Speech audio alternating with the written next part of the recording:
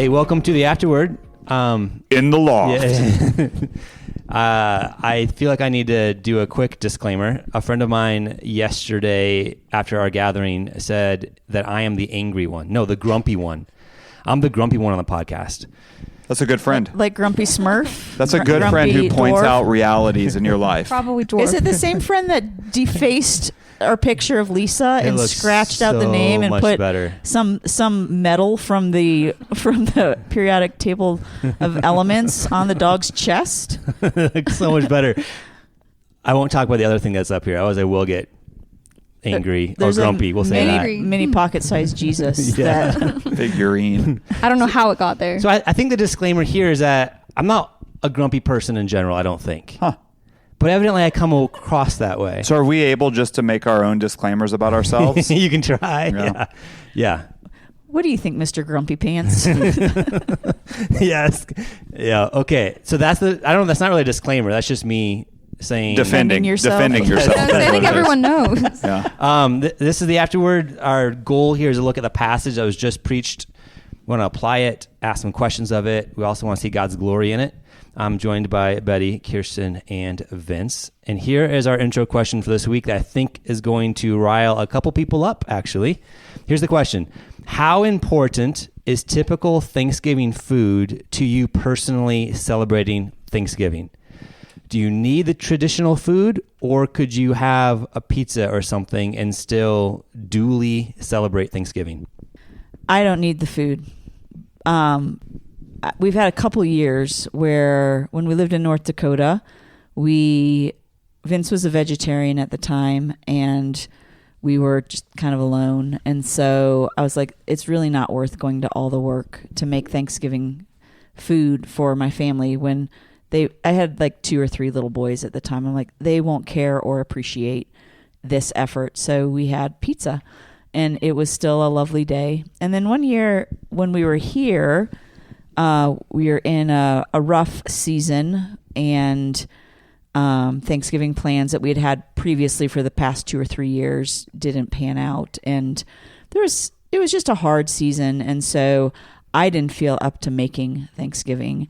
And so I told my boys we're going to do a Charlie Brown Thanksgiving. And so we watched Charlie Brown Thanksgiving, and they have toast and pretzels and jelly beans and popcorn.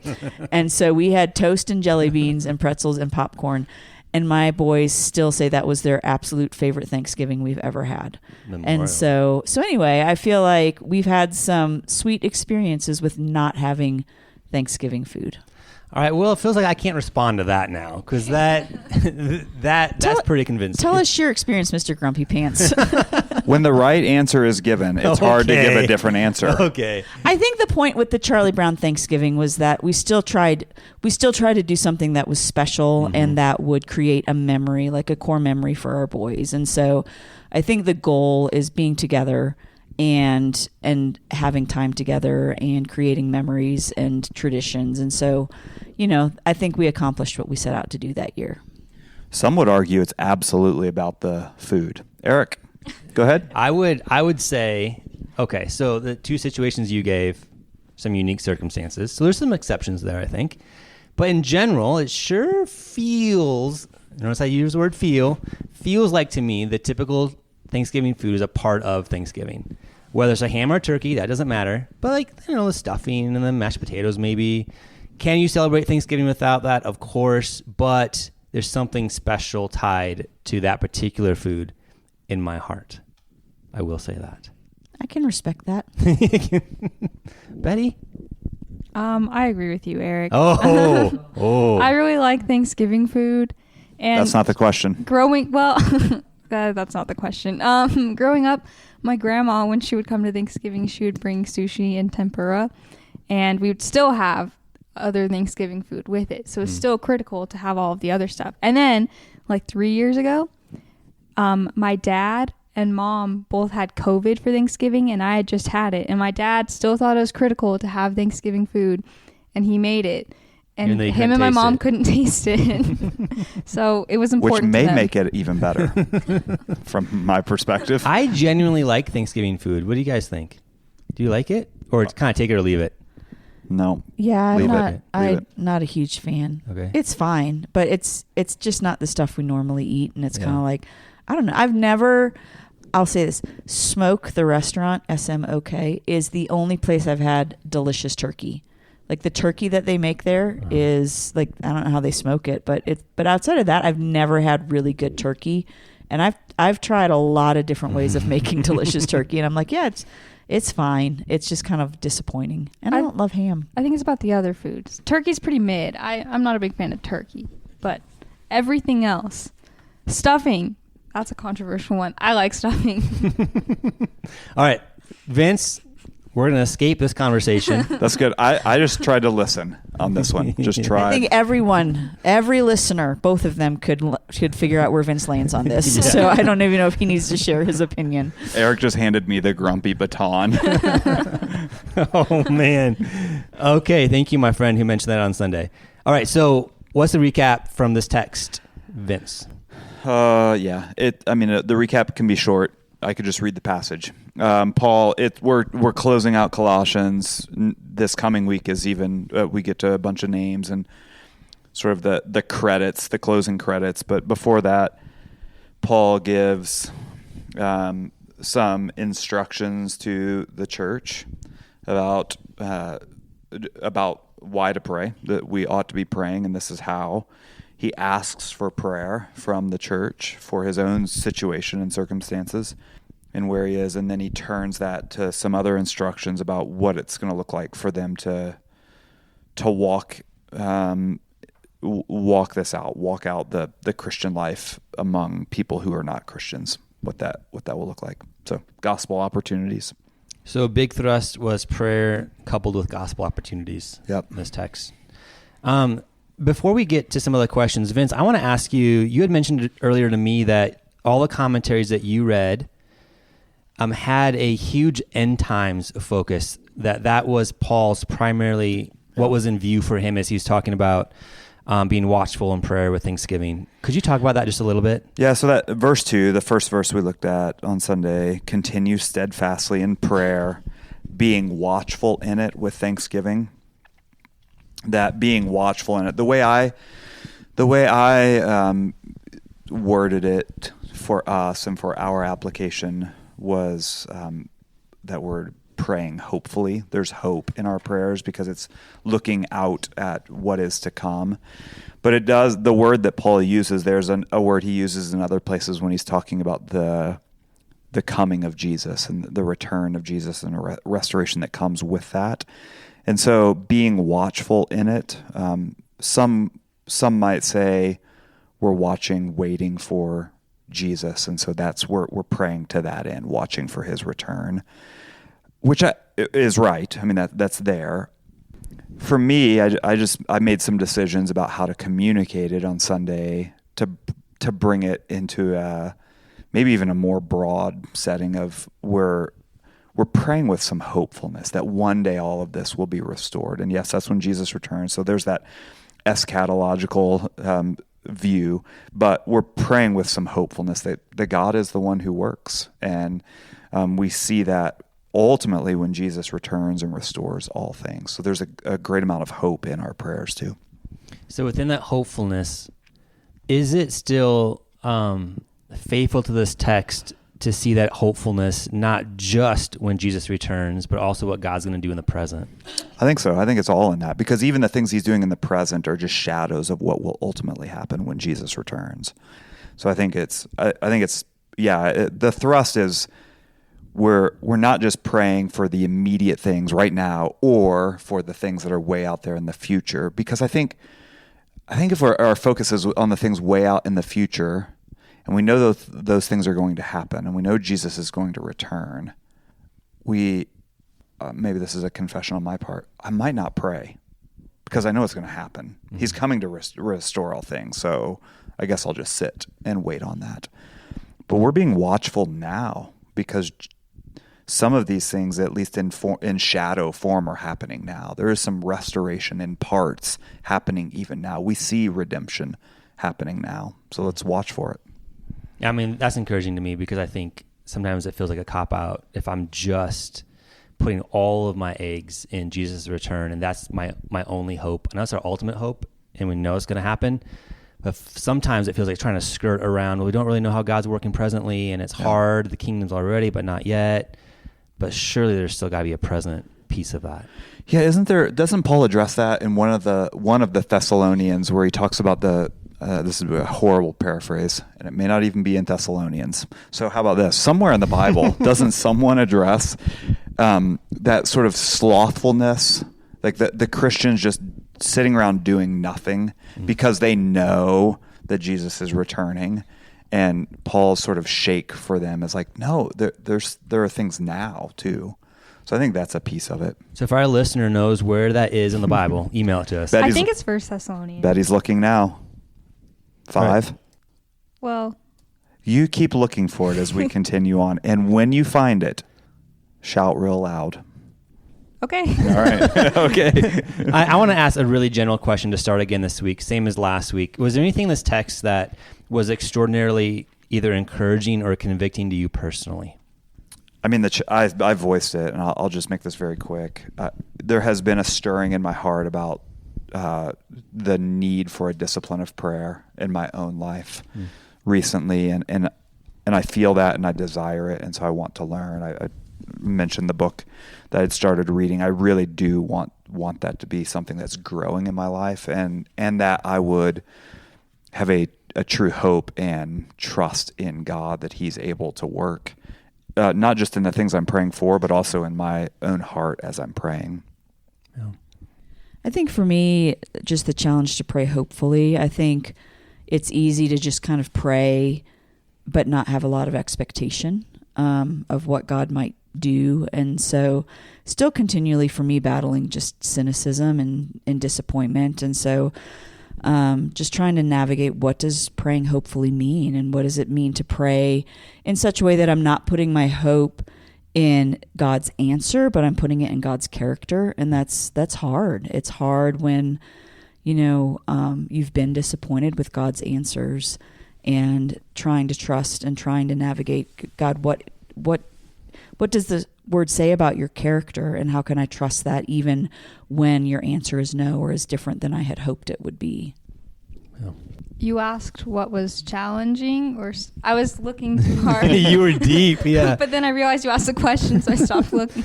I think there's anything from the text that was extraordinarily convicting or encouraging. All of it was kind of convicting. I think, the beginning, just about prayer. I think prayer is a very difficult discipline for me in a lot of ways. So I think that was challenging for me, and came at a time too where I've had some friends who were together pushing into what really prioritizing our prayer life looks like. And then the last part was also challenging. I think recently too, I've been thinking a lot about a long-term desire is to move overseas in pursuit of missions, and I've been thinking about that a lot more recently, but felt challenged by what does right now look like in terms of seeking out gospel opportunities. If I am looking for the next thing or the next option, I want to be faithful here too. And I think I've kind of fallen into complacency and just feeling pretty comfortable in where I'm at here. Yeah, I think there's two things for me real quick during the sermon. Certainly the intentional seeking out and praying for gospel opportunities is convicting. That is not a strong suit of mine. Once in a while I'll pray for that, but that's once in a while. It's not front of mind often. The other piece that was convicting to me was when Paul says, at least in the ESV, being watchful in prayer. I think the RSV uses the word be alert in prayer. That one has started to shape my prayer a little bit, of trying to be alert actually while I'm praying to what God may be saying or speaking or leading, and actually trying to grow in it being a two-way conversation and creating some space for that. That's been a place where I want to grow. And it's certainly encouraging in a good way in that sense. I want to ask this related question. Vince, you'd mentioned yesterday quite a few challenges you've experienced in your prayer life. Betty, you've mentioned that. Kirsten, you've mentioned that. It seems to be a challenge for us as Christians in general. Could you just take a few minutes to describe what is your prayer life currently like, and maybe current challenges or encouragements that you're experiencing in your prayer life? I think for me, my current prayer life, I pray often, probably just more like throughout the day. And so sitting down and just having a discipline of prayer is hard for me. I've created note cards and I try to work through those. Like they're all just, especially for my boys and for Vince, like I have Bible verses written down and I try to pray scripture for them. But even that discipline is often hard. It's often, if things come to my mind throughout the day, I'll pray for those things. But it's usually me talking to God about problems or about people that are suffering or people that are struggling.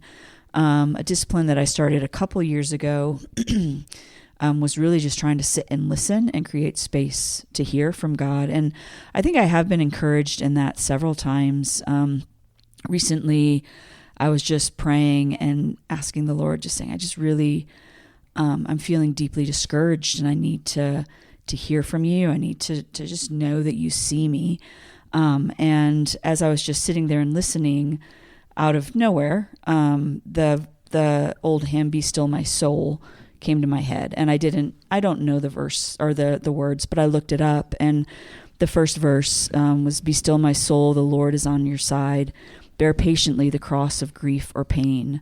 Leave to your God to order and provide, and every change he faithful will remain. And so it was just one of those times that I was sitting and listening, and I just know that encouragement was from the Lord, because it was exactly what I needed to hear in that moment. And so I do feel like I've been encouraged in creating space for listening. There have been a number of times that God has led me to a verse that's spoken exactly to what it is that I'm wrestling through at that time.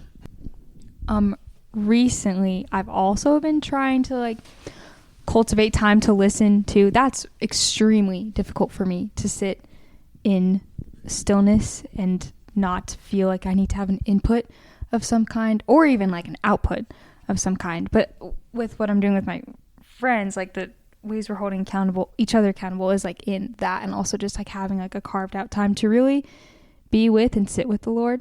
And that's, I think, where prayer especially is very challenging for me, is to like actually take time to intentionally like be with him and sit with him. I was going to say other things, but I might have to pass it along to someone else. What was your question again, Eric? What's your prayer life currently like? And is there anything particularly challenging or encouraging in that? Yeah. I mean, I've voiced a bunch of this on Sunday, but the challenges, at least. For me, I often, most of my prayers are on the fly. So, if someone comes to mind, I almost always think God put them on my mind. I had to pray for them. So I don't have a discipline right now. I have in the past, but I don't right now have a discipline of sitting down and spending devoted time in prayer specifically for that reason. But I am often, Eric just about lost his computer off the edge of the loft.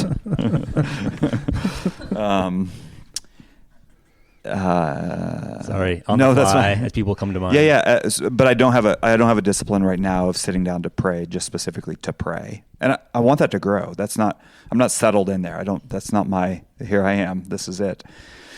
But I do take comfort in the fact that we do have the Spirit, and the Spirit, I think, brings to mind people that I need to pray. And more often than not, if I do pray for someone comes to mind, I pray for them. I'll often text them to say, hey, you came to mind, prayed for you in this way.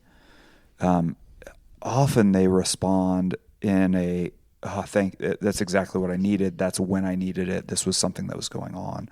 So I think the Spirit's at work in that too. So that's been an encouragement. Do you think that is an application of being alert in prayer, or is Paul getting at not that? Or is that shoehorning that in? Yeah, I don't know. I mean, I don't know if that's what he's getting at here, but if Paul were here, I don't think he would be opposed to that. Yeah, of course. Keep the Spirit out of this, would you? Yeah. No, and there may be times when there's nothing. When I've texted someone and said, hey, I've been praying for you in this way. Well, okay, thanks. Which is okay also. God's not dishonored by our prayers. But yeah, it's something I do want to grow in. It's a desire, which I take that to be from God too. I currently have a desire to grow in the ways I'm praying for the things that are going on in my life. Yeah. That's not of me, because I have 1,000 other things I could also do. Yeah. I think a challenge and a confession for me too is I think I really struggle to pray like for requests people have given me too, and like to be faithful in that. I think that's also a pretty large area of weakness for me. Yeah. My prayer life currently looks like taking walks and praying while I walk. I found it nearly impossible for me to sit down and be quiet and pray just in one spot like that. It's really hard for me to stay focused or not fall asleep or something.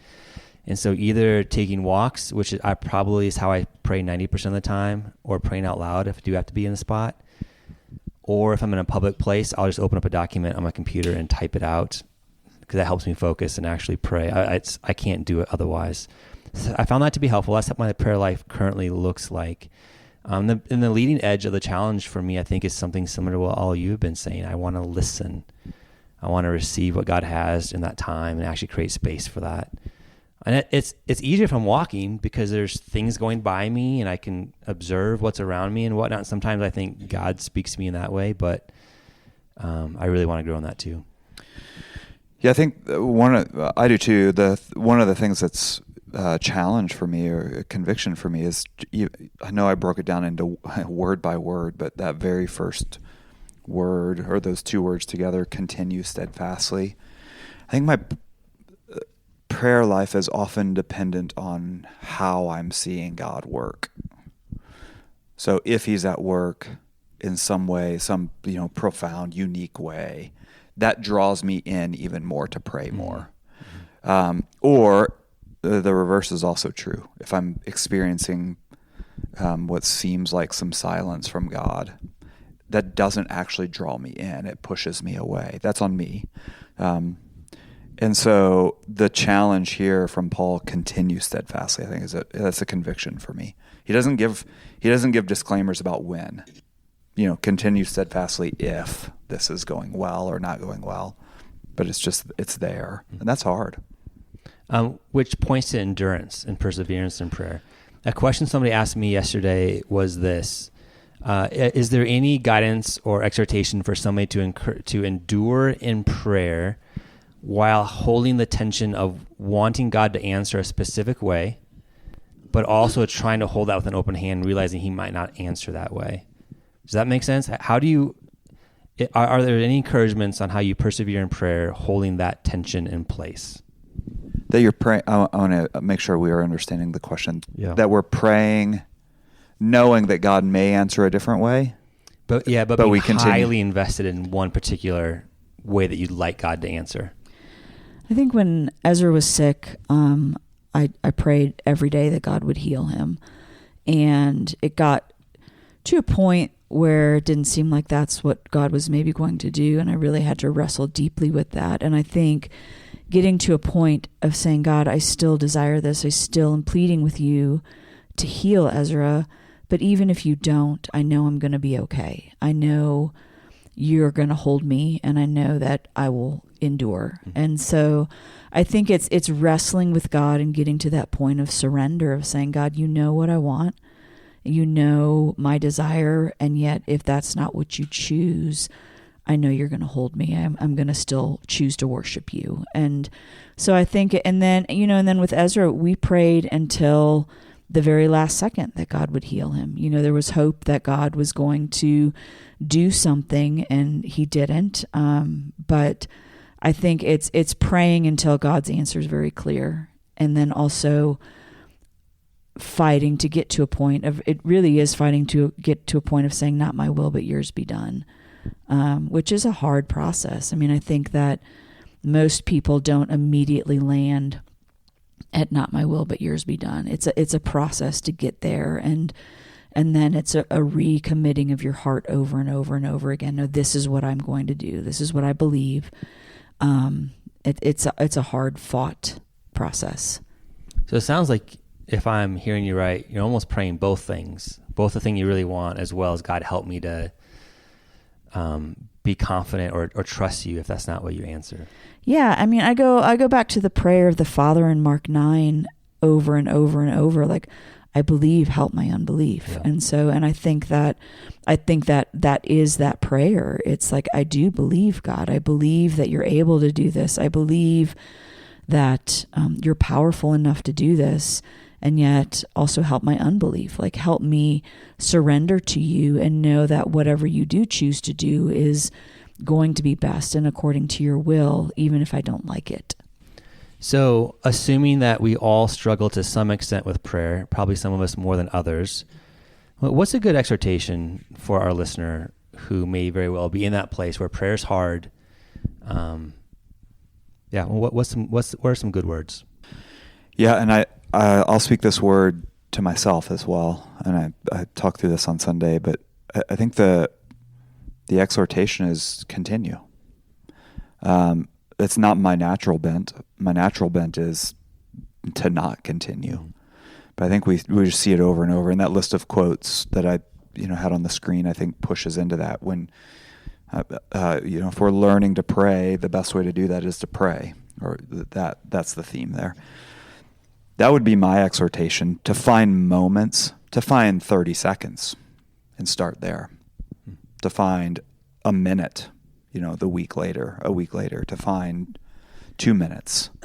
To not, and I'll be careful how I say this, to not be content with where you are in your prayer. I don't mean to then heap shame on yourself because of it, but to always know the nearness of God is our good. And so the more I can be near him, the better the better my life is going to be, not in prosperity, but just it's better for me to be near God. So to not be content with, I should not be content with occasionally and sporadically throughout the day, I pray for people when they come to mind. That should do. It should be that. Thank you, God, for that. And also, there ought to be times in my life where I'm sitting and listening and sitting and praying through Psalms and praying through Scripture, and that I'm devoted in that way. So the exhortation is continue. Keep pushing in. I think something you said yesterday, Vince, was that our prayers of anger and confusion are more honoring to God than a lack of prayer. Yeah. And I think in general, we can apply that to every area. That I think for me, I often struggle with, am I praying enough? Am I praying rightly? I'm not thanking God enough? I'm not praising him enough? I'm just going to him with requests all the time. And so then, I get in my head and I think, well, God's not a genie. He's not just there to answer my requests. And so, so then I get frustrated or confused about prayer and just think, well, I'm not doing a good job with it. And so I think recognizing over and over, like, God desires to hear from us, and the only way to get better at prayer is by praying. And so extending grace to yourself, and also even just recognizing, like, looking at Job and looking at David, like, they prayed and they were pretty indignant with God. Like, they at times, I think, yelled at God and said some really stupid things. And I think we're going to do the same. And yet what we also see of God from David and from Job is that he was gracious and forgiving. And so I think it's just taking a risk and taking time to sit down and pray, or walk and pray, or pouring out your heart before the Lord, knowing that it's not going to be perfect, and yet also knowing that God delights in hearing from you.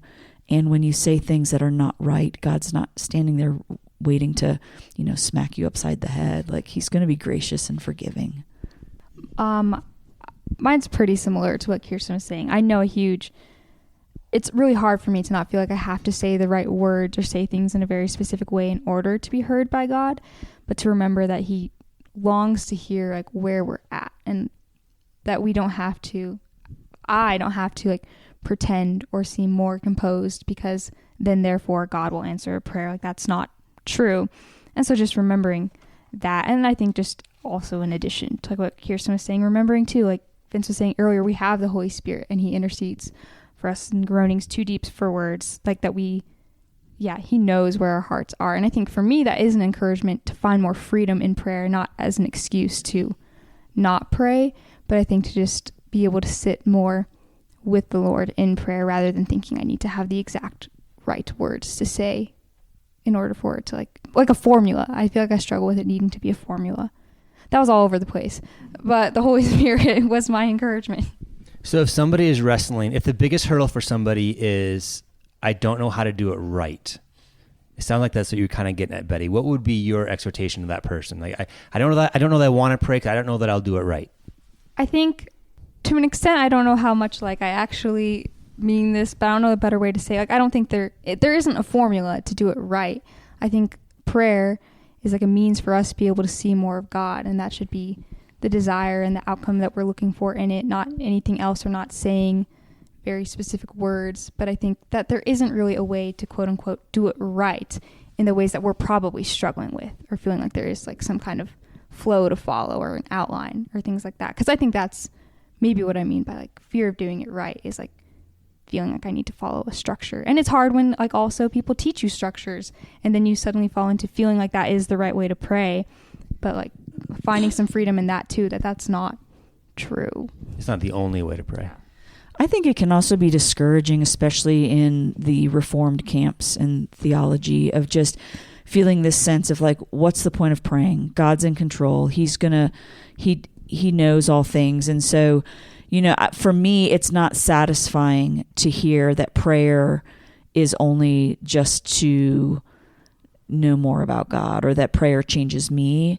And I'm not saying that prayer changes God. I'm not going that direction. And yet I also know that Scripture says that the prayer of the righteous is powerful and effective. And so recognizing for me, like, there's this tension of knowing that God knows all things. There's nothing that happens outside of his hand. And yet somehow there is space for prayer, that prayer does change things.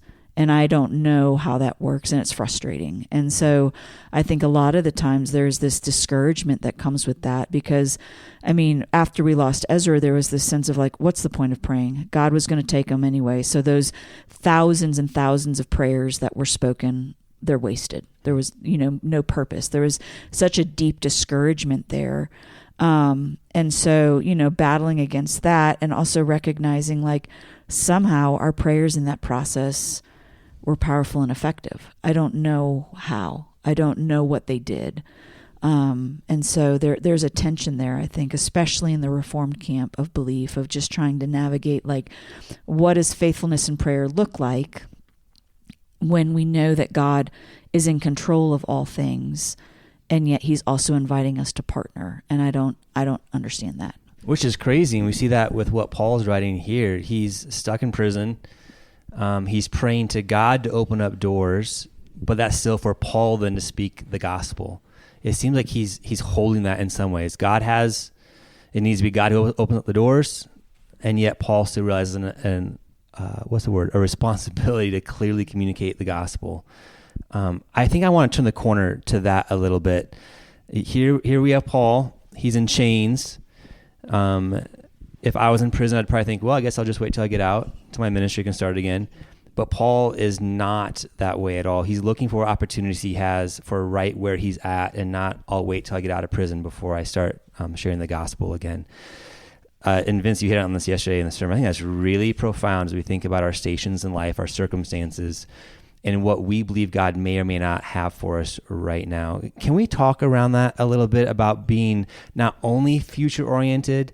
Planning, of course, is not wrong, but what God might have for us right where we're at, opportunities we might have, like maybe ways to think about it, maybe ways to just exhortations from the Word. I don't have a clear question there, but there's something that I want to get at. I'm not sure what it is. I mean, I think I've said this before, but almost 100% of the time, I don't want to say 100% because I don't want to exaggerate unknowingly. When I preach, I'm preaching things that are hitting my own heart. So I don't have in mind like, hey, you people need to hear this often. It's what I'm thinking through, wrestling with. And so it is, this is a challenge for me, that Paul's in prison and he's not praying for that circumstance to be different. he's not asking the Colossian church that he's writing to, and he has to write to them because he's in prison. He's not saying, would you pray for me that this situation would be different? He's not looking beyond what he's currently in. And I can't think of a moment where I've been in some situation that I didn't want to be in, that my prayer isn't, get me out of this. Right, yeah. It's rare, if ever, that I've prayed, I'm not sure why I'm in this, so God, would you give me some gospel opportunities in this moment? It's convicting for me, because often, always, I'm looking to get out of the current situation I'm in so that I can get my head on straight and then do the things God's called me to do, which is looking past what God may be doing in that moment. Yeah. So there's the non-answer to your non-question. But it's getting at that thing, whatever that thing is, it's getting at it. I think too, when we're in the midst of life, of whatever we're in, it's pausing and asking God, like, where are the gospel opportunities? Where are the things that you would call me to? And, and I think sometimes we're waiting for these huge, profound opportunities, and maybe it's just everyday faithfulness. I think, again, I go back to the time that Ezra was in the hospital, and I felt like this nudge from the Holy Spirit to pray with the doctors, and it was awkward. Like, they're not believers, and just saying, hey, can we pray for you? And I did that on multiple occasions, and I don't know what kind of seeds were planted in doing that, but I think a lot of the times it's in the moments that we're in and just asking God, what does faithfulness look like right now?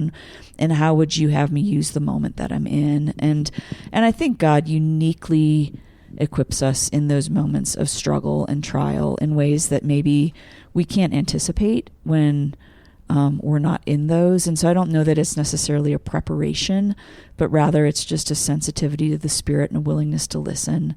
And also asking the question with wherever you are in life, like, God, what are the gospel opportunities you have in front of me right now? Like, not down the road, but today. Is it praying for a neighbor or praying with a neighbor? Is it loving a roommate well? Is it talking to a friend about Jesus? What is it that you have right here, right now? Yeah, I think we have a tendency to see something out there that is the way in which God would use us. And some of that may be right. I mean, there are certainly giftings that we have, gifts from God that we have to accomplish the things He's calling us to do, and some of those things may be right to be looking out there. But I think the danger is that then we can sometimes get to this place of thinking that is the only way that God would use me, is if I could accomplish the very thing I believe He's called me to. And until then, I'm not sure what I'm supposed to do. I guess I'll just pray that gospel opportunities will one day be opened when I'm there, to use the kind of language that I was using with Paul. And so we have something in mind, and I wonder how often we need to stop and check our hearts to see, is this truly something God has called me to? Or is this something I have a desire to do? And it wouldn't be dishonoring to God, but it's my desire, and now somehow I have to fit God into that. And so speak about it in that way and pray to that end so that God would meet me in that. Can you give me examples? Any examples come to mind? I'm hesitating with examples because I don't want the examples that come to mind. I hear this often with those who are considering full-time missions. They have a desire and a heart to reach a certain people, and I think that can be a God-given desire, and often is. They have a gift or a gifting to reach that kind of people in the very specific thing that could be there for them. And so they have a desire, a gifting to do that. Can be a God-given thing. That then becomes the focus, so much so that what's here and present and right in front of them there's not even a consideration of what might God do here, because that's more important. Mm-hmm. That thing that I believe God's called me to is more important. I'll just bring it in personally. So I think there are times when I have this perspective. I'm a pastor. I preach on Sunday mornings often. Those are important things. Those are God-given tasks that he's called me to, and they're important. So reaching my neighbor is really kind of a side thing.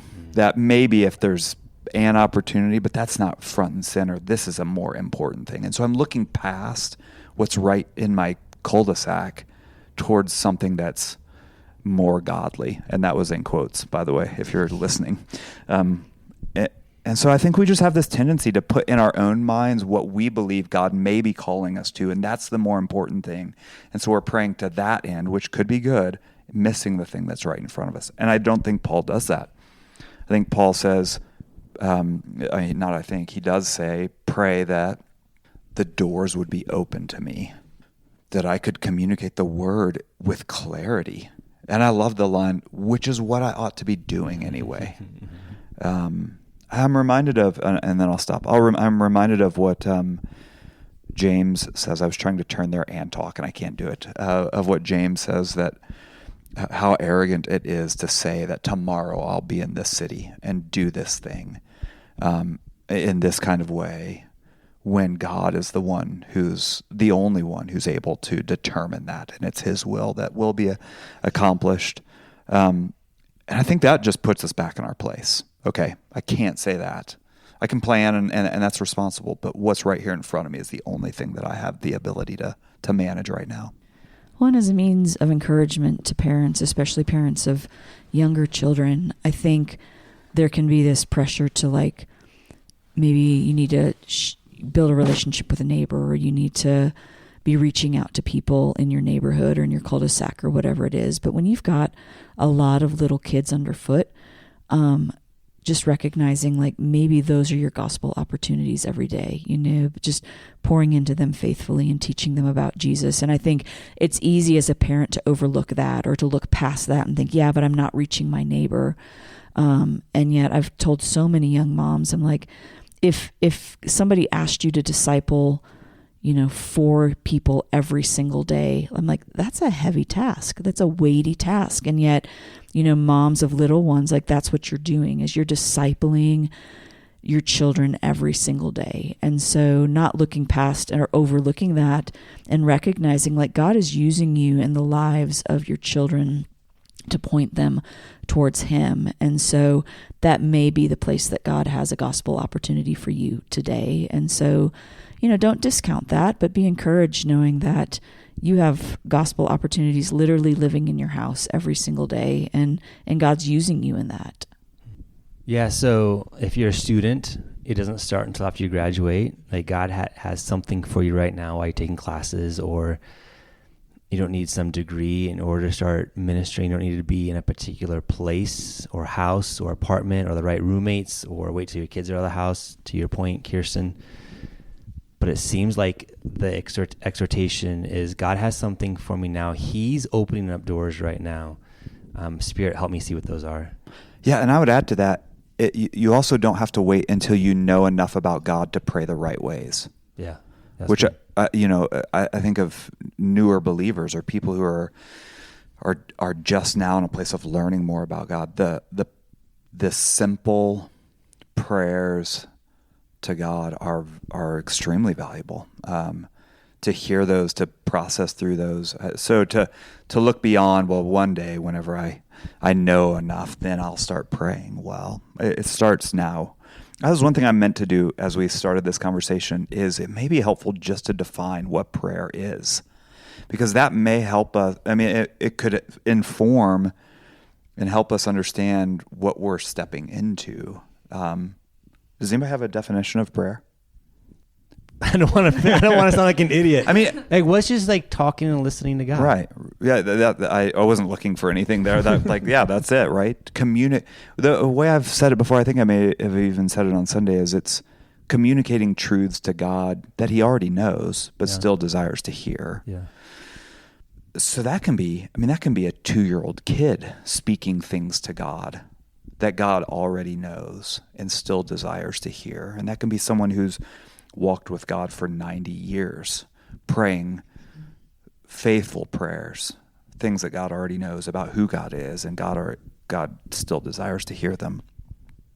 So it doesn't have to be some lofty, now that I have a seminary degree, I can pray rightly. Or even, I don't know what you guys feel about this, or even I have to pray according to the Lord's Prayer each time in those different categories. If I don't do that, then I'm doing it wrong because Jesus said this is a way that you pray, at least. Is that the right way to understand? Like, it's a way to pray, the Lord's Prayer, but not every prayer needs to fit into that structure. Of course it is, because right before that, he's blasting the Christian legalists who are saying there is a way to pray. Yeah. And he calls it like babbling on and on. Why would you do that? Here's how you ought to pray.